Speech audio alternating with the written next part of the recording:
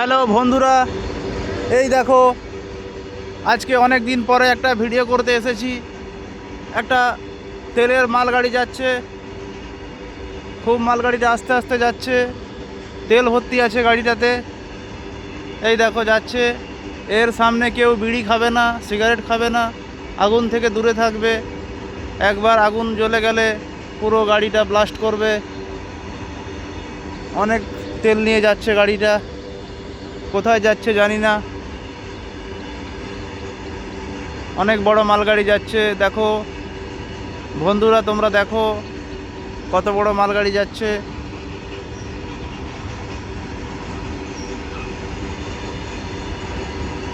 এই দেখো যাচ্ছে কীরকম ভাবে, আস্তে আস্তে যাচ্ছে। এই দিকটা হচ্ছে আপনার খড়গপুর, এই দিকটা হচ্ছে হাওড়া। হ্যাঁ, কোথাও যাচ্ছে একটা। এই দেখো পিছনে গার্ড সাহেবের থাকার ঘর। গার্ড সাহেব মনে হচ্ছে ঘুমাচ্ছে এখন। এই চলে গেল।